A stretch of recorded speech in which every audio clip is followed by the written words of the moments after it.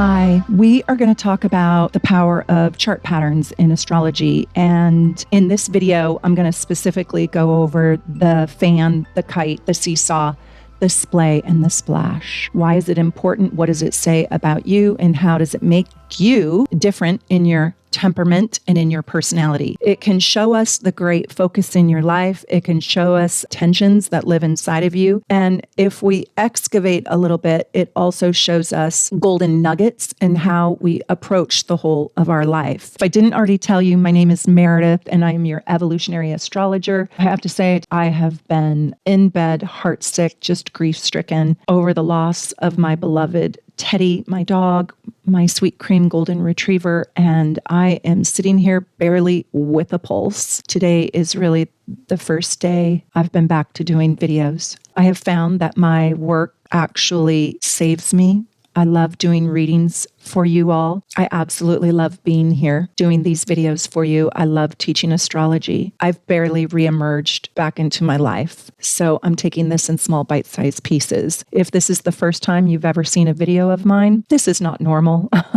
For me, my energy is usually way more upbeat, and please go watch some of my other videos so you can understand the true essence of who I am and what the whole point of my teaching is. Just know I'm in a very low place in life right now. My loss has been more than devastating, but I'm trying. So I'm here with you all. And I just wanted to also say, I could not thank everybody for all the condolences, but I want you to know I read them all, and thank you so much for being here for me. So I hope you already watched part 1, and this is part 2 in my series of chart patterns. Let's talk about the fan. The fan is a very interesting chart pattern. This is not one of the common shapes that you will, or patterns that you'll hear about, but I wanted to include it because I think it's kind of an important one. Mark Edmund Jones, I have his book right here. He's wonderful. This is a great book on chart patterns. He is a genius astrologer. This was written in 1941, so it's a little bit dated, but it's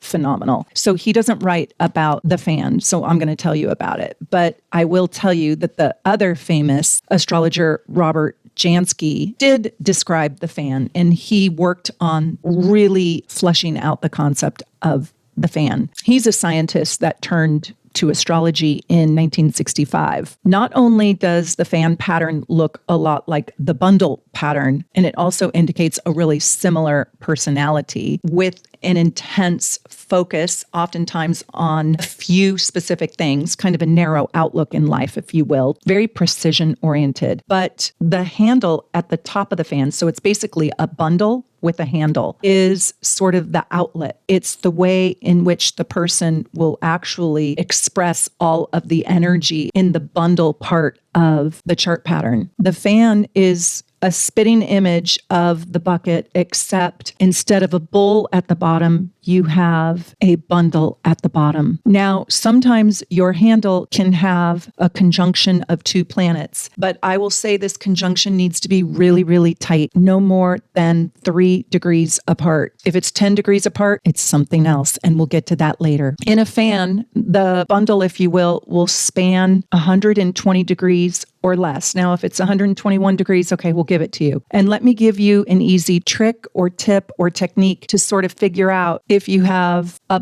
bundle at the bottom of your fan. The planets that are on the edge of your bundle, if they're in the same element, and if they are the next sign over. So for example, if you have an Aries and a Leo, right? Or a Taurus and a Virgo, or a Gemini and a Libra, Cancer and a Scorpio. So the next sign over in the same element, that's basically a trine. So on the outer edges of that bundle are those planets in trine to each other in the same element. So 2 fire signs, 2 earth signs, 2 air signs, 2 water signs. If you have that trine made by the edges of your bundle, and if you have your handle in an exact opposition to another planet that is in the middle part of your bundle, well, then you have a kite. And we're going to talk about the magic inside the kite. But let me just say one last thing about being a fan person, if this is you. Fan people can be absolutely extraordinary people. They are here to intensely master a set of skills and put them out there in the world through that handle. That handle planet is going to be absolutely critical to your life. And if that handle planet has a strong connection in aspect to the other planets in your chart, then that handle becomes extraordinarily useful. So there is a compulsivity to a fan person because they have a narrow skill set, a narrow concept of themselves. They have high precision, high force, high focus, usually a lot of stress and tension in a fan person. They can be highly uptight because they have a lot of drive and they have a lot of compression. Just think of a diamond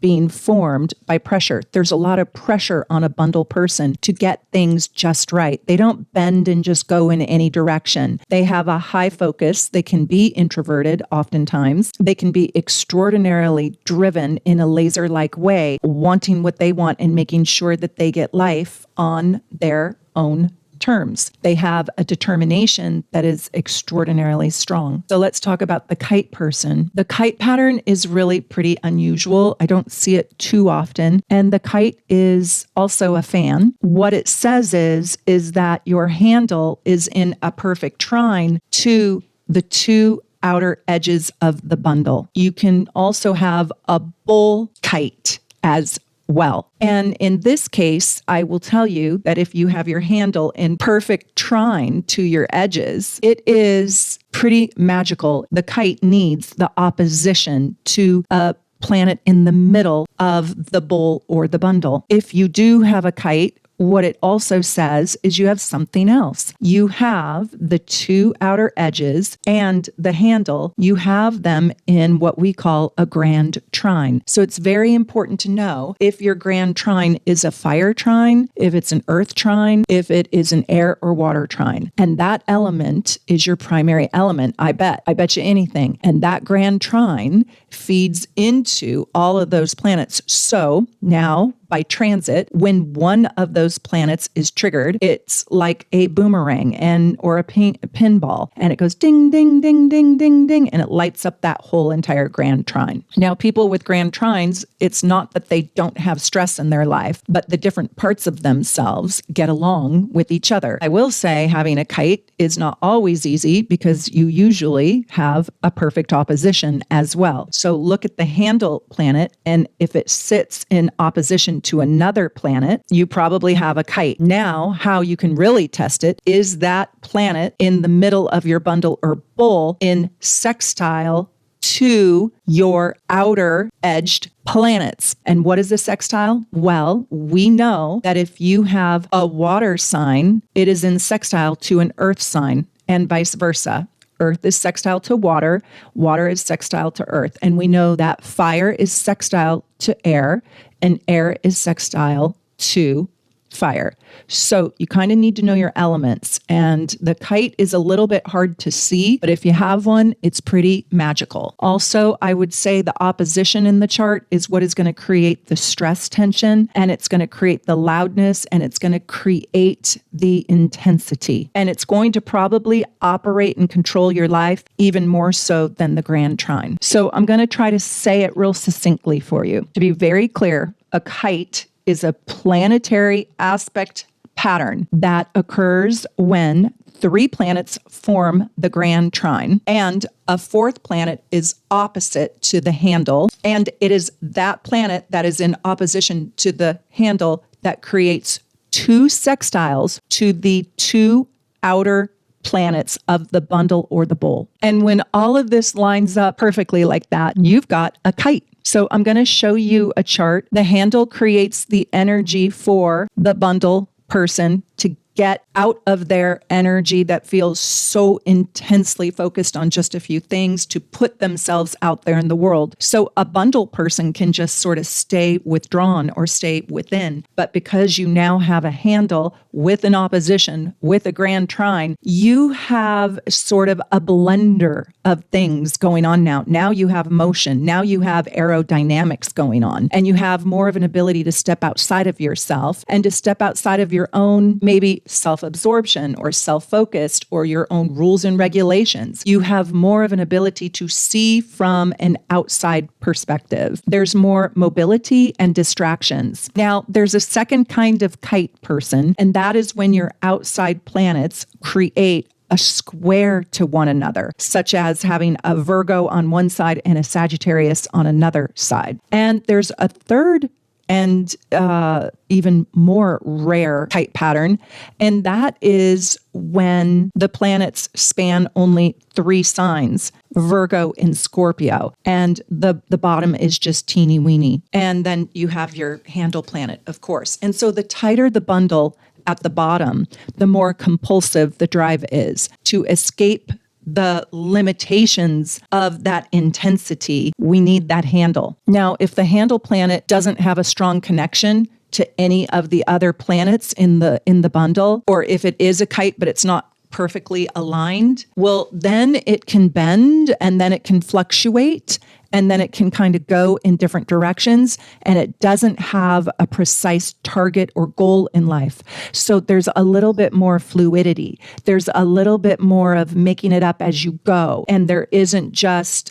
always sort of a determined destination. You know, those people that are born knowing who they are, like at age 4, well, they have a great, precise, detailed opinion about who they are and who they want to be. There's something very exacting about them.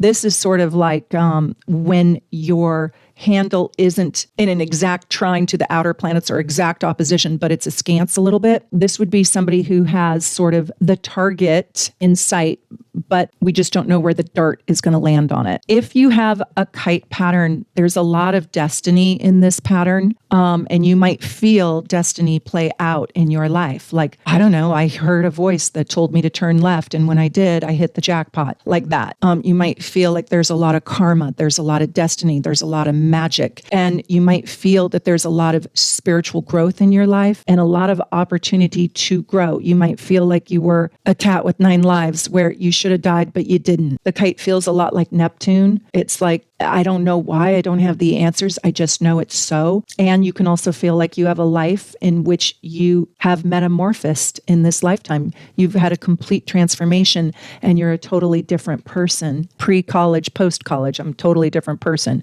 Or pre-high school and post-high school, totally different person. Or pre-marriage, post-marriage, I'm completely different. There's a lot of rebirth that goes along with the kite, and it's because of that opposition. Look at my different videos. So take the house of the opposition and go study that house. And then, of course, look at the handle house and study that house. And you can study that on my channel in my video called Sun Through the Houses. Just listen to what that house means, even if it's not your sun sign. The seesaw. The seesaw is a really interesting chart pattern, and I think it's one of the easiest ones to figure out. But the seesaw person is really here in a balancing act in life, and they're trying to balance a contrasting life, if you will, where they might have their foot in 2 totally different worlds. They might be the bridge between those 2 different worlds, and sometimes these worlds can just exist inside of their own selves, wanting 2 totally different things in life. But it can also reflect what's going on in their outside world. Maybe their outside world is filled with having to live in 2 opposing views, 2 opposing thoughts, 2 opposing parents, 2 contrasting desires. And life can be filled, riddled, and just pockmarked with challenges that come from opposite sides of the spectrum. I once had a friend who had a seesaw pattern, and he was, on one hand, a truly good and thoughtful human being, and he wanted to be that. But he always found himself, long story short, in jail. One of the times I've found him in jail was when he got pulled over for a DUI, but he used his dead brother's driver's license to get out of the DUI and blame it on his deceased brother. Well, they caught that and he went to jail. He was kind of this good, upstanding businessman here in the Seattle area, but then he was also kind of a semi-criminal too. Then his girlfriend, who he was involved with, was also in and out of jail. And so he dated somebody who was just like him. And so he sort of had this fancy, fabulous, upstanding, going somewhere life from 9 to 5. And then he kind of also lived as a criminal. And so this is a seesaw pattern. And this isn't necessarily going to be you and how it presents in your life. But I just found it very interesting because when I did his chart, I noticed that he had a really symmetrical seesaw. The seesaw pattern can feel a little bit like a mental or emotional instability. And so one day you can feel this and the next day you can feel that. One day you can be nice as pie and the next day you can be mean. And it can have this emotional roller coaster attached to it as well. Not for everybody, but sometimes. So if you feel very up and down, see if you have a seesaw pattern. When we're looking at the seesaw pattern, we have to see where the strongest oppositions lie, where the crux of the challenge and the regeneration of this soul is trying to happen. And we call this part the seesaw axis, and it reveals the person's life energies that are going to have its most defining experiences in life. You know, it's important to know, are we talking, is the seesaw apex or the seesaw axis in the 1st and the 7th? Is it in the 10th and the 4th? Is it in the 8th and the 2nd? That axis is absolutely critical for you to know and study, and go look at my other videos on this channel to learn about those different houses because they really will matter. And those will be the issues that will be at the forefront of your life. I do find that a lot of seesaw people rebel against their very own life or the way that they grew up, meaning they don't want to be in that box. You know, I don't want to be a nerd. I want to be cool. I don't want to be an addict. I want to be sober or whatever. So there can be a lot of self-sabotage with this pattern as well. If you cannot learn to blend the two sides and create balance, love, and harmony for yourself. And if you don't know what you have and you want to know, what I want you to do is I want you to go buy a gorgeous natal chart at my shop at soulnavigation.com. Just click on the shop tab. And also you could just get the starter package so you could understand all your placements and all your positions. Now, I don't have a report that will talk to you about what your chart pattern is. In the starter package, you also get your gorgeous natal chart and you can just start to figure it out. You have to just use the planets in our solar system. So you're not going to use the part of fortune, Black Moon Lilith. You're not going to use the nodes. You're not going to use the rising sign or the midhaven. You're only going to use the 10 planets. It's actually 8 planets and 2 luminaries. The luminaries are the sun and the moon. That's all you're going to use to figure out your chart pattern. Okay. All the other stuff doesn't count. So in a seesaw pattern, if you can have 8 planets on one side and 2 planets on the other side, spread apart without more than 30 degrees in between them. And some people would call that a wheelbarrow, but it still operates like the seesaw chart pattern. And the 2 points on the other side will act as spigots, conduits for the other 8 planets. And those houses will become extremely energetic and important and very influential in your life. Now, one of the biggest blessings and really cool things about seesaw people is they usually become quite diplomatic and quite skilled at understanding 2 different worlds, or they understand opposing opinions, or they're the bridge between opposing parents, and they become the great negotiator, being able to work and interact with people that are completely opposite of themselves. They're a lot like Aquarius or Libra or even Gemini energy. And they might even have to hide certain parts of their life in order to fit in with the other part of their life. But they become quite masterful and quite skilled at walking on a tightrope, leading a double life, or negotiating opposing teams in a world that is so different from them or how they grew up. Here's a great example. Mark Edmund Jones often used Oscar Wilde as a great example of a seesaw type personality. And when you look at his chart, you can see the seesaw apex or axis is Uranus opposing Venus. And that was exactly who he was. He was absolutely extraordinarily good at just creating upheaval and shock and awe and just outraging people by being so flamboyant. He was openly gay and openly flamboyant, and he went to jail numerous times because he was gay. I guess it was illegal and you were thrown in jail at that time. He broke the standards of beauty. He broke the standards of love. He broke the standards of sexual expression, and he was a rebel in his own world, and he forced other people to accept his differences, his uniqueness. So he is a fantastic example of a seesaw pattern. And I want to know, do you have a seesaw pattern? Let me know. Let me know if you can relate to this. Okay, the SPLAY pattern. What is interesting about the SPLAY pattern is that it is very, very common. What it really says is you don't fit any particular type of pattern, and you're probably a very highly diverse person. And typically you will probably have one stellium, that's 3 or more planets connected together. And this type of chart has at least 2, but usually 3 pairs of conjunctions of planets randomly distributed in a splay shape around the chart. And a splay shape is a tripod. So this is like a 3-legged stool or a tripod, but it has to have 3 separate segments with at least 1 empty sign between the 3 segments. Also, a lot of splays have also a grand trine. So a person who has a splay pattern usually has enormous talent, enormous potential that needs deliberate attention, and it needs to be developed into really worthwhile skills. The splay does not have a real symmetry. It doesn't have to have a symmetry. It might, but it doesn't have to be a splay. Oftentimes, these people are very creative because they help us see the unusual things in life or the different things in life. There's usually a sort of fun or flexible way about these people. They can go in different directions pretty easily. One thing I will say about these people is they do not want to be put in a box. They usually do not want to have one career for a whole entire lifetime. They usually have a big individualistic aspect to their life where they were born to be a little bit different. My cats won't leave me alone now. They're so cute. Hi, do you want to say meow? Do you want to talk? Meow.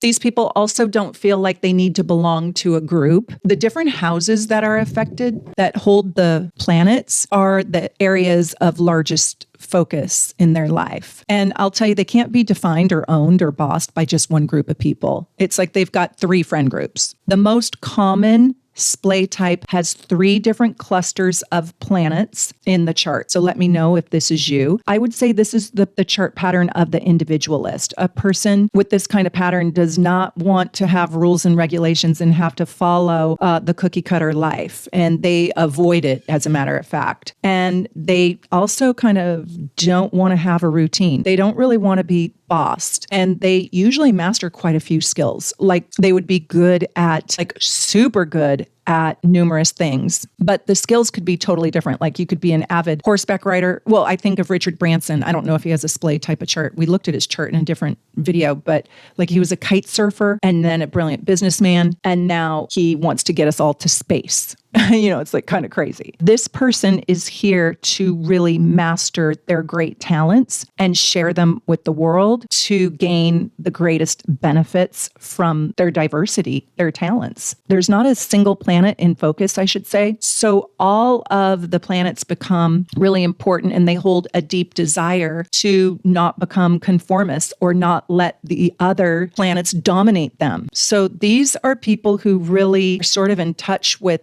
their whole chart in a very natural way. Like the bucket person, their handle is kind of bossing the rest of the chart around. And that's not the case with the splay. They're like the tripod. Each leg of the tripod is really, really important. And by the way, I would love to tell you guys all 2 reports that I absolutely love that I think you should get is the Unique Chart Rulers report. So you can understand your houses, and each one of your houses has a ruler, and understanding the ruler of each house is really, really important. So I really highly recommend you get that. That also comes with your Advanced Astro Gold Package though, as well. So if you already got that package, you got that report. But that report as an individual report is so darn good. And my other really fantastic report is your soul's design. And it goes deep, deep, deep. And it is good, good, good. So I cannot recommend enough that you start learning a little bit more about your personal chart. Go check out all the reports at my shop. You'll love them and they will help you really understand your planetary placements. The last chart pattern that we're really going to talk about today is the splash. And the splash really lacks a pattern, but there are tons of aspects in the splash. But it's when the planets are randomly just splashed all over the whole chart. And it could have planets between 7 and all 12 houses. There's usually not a stellium. So there's usually one planet in each of the houses, 7 through 12. A person who has a splash has a big diversification in their chart. And that's probably their biggest asset in life, is that they're diverse. And they probably have a very global or universal or expansive vision about themselves, their life, or the world. And this person can be really eager to share their life, their resources, their ideas with the whole world. And they might have their fingers in 1,000 different pockets of life. However, this person can be seriously scattered, committed to nobody or nothing, kind of feels very small in all the options and all the choices of life. And so they can feel lost. I don't know what I'm really good at. I don't know what my gifts and talents are. I don't know who I'm supposed to be. And that is the hard part, or the danger that can occur with the splash type of person. But I will tell you, these people usually have a big joie de vivre. They usually make a big splash. They make the cherry bomb in the pool and all the water leaves the pool. And these people can be in a perpetual motion in life. It can be hard for them to focus on just one thing. If you are a person who has a planet in every single house, pretty much. There's only 10 planets and there's 12 houses. And that could happen if you have something exacto on a cusp. Because if you have a planet exactly on a cusp and you have a splash chart and that happens twice in your chart, well, that planet technically could fall in either one of those houses if it's exactly on the cusp. So that is just so rare. It's really hard to find a focus. There is no focus. But if you do have a conjunction or a strong opposition, there's lots of T-squares in a splash. That's going to be the major artery in the splash chart. These people need wide open spaces. They need diversity. They need a lot of change. They need to find their gifts in a multitude of different talents and different directions. So George Harrison has a great splash chart. I think he's a great example of he found his calling and he is so talented. I don't know anything about his personal life, but I imagine he's a very fascinating person and probably fascinated with life. But somebody who I know a little bit better is Henry Mancini, and he wrote the Pink Panther, and he's known for the famous song, old song called Moon River. And he won 20 Grammys, 4 Oscars, and he recorded over 90 different albums. And he was of the big band and jazz and classical era. I looked this up. He received 4 honorary doctorate degrees and he wrote 2 books. And so I would say he made a very noteworthy splash. And if you don't know him, look him up. He is a true genius. He died quite a while ago. His life represents the splash chart so well. And again, if you have a splash chart, you're going to end up with a lot of planetary aspects. So if you do have a splash chart, tell me, what do you think your strongest aspect is? Is it an opposition? Is it a T-square? Is it a grand trine? Is it a grand square? I want to tell you about Stephanie Clement. She's an astrologer, and this is what she said about a splash person. I'm going to read it to you. And I thought this was just genius. I thought she just described the splash person in the most profound way. And I didn't feel that I personally could do it justice after I read this. She said the splash person has an ability to, quote, transcend awareness, and that it will become possible because these people can open up their mind to a new concept, which allows them to experience the expansive joy of encountering something new and something exciting every single day. If you, my friend, were able to open up your mind in 10 different arenas, what would it do for you? Well, you could gain the greatest possible breadth of experience, and your perspective on life would allow you to see yourself as part of the universal cosmos in ways that most of us will never accomplish, end quote. And I thought that was extraordinarily brilliant. So I had to quote her. These people usually make a very big splash and therefore a very big impact, if not on the world, if you're not going to be the most famous person in the world, if you're not going to become famous for your talents or your skills or your legacy or anything like that, you usually, as a splash person, make a very big impact on the people in your life that you love and that love you. And so tell me if you are a splash person. I want to know what your chart pattern is. And if you are a member, I prioritize answering your comments, and I do try my best. I've been out of commission now for a week, and I'm just slowly getting back into my life. But I want you to ring the bell so when I do comment on your comment, you get a notification. Sometimes I find that I comment and then the person never even comes back and looks at what I wrote. So it makes me a little bit sad. Wah, wah. Anyways, I hope you all are wonderful, and I'm going to keep doing my videos. And if you have any special requests, I hope that you'll let me know. What are you interested in? I hope that you'd like this series. It would be very interesting for you to go and look at the people that you most admire in life and see what their chart pattern says about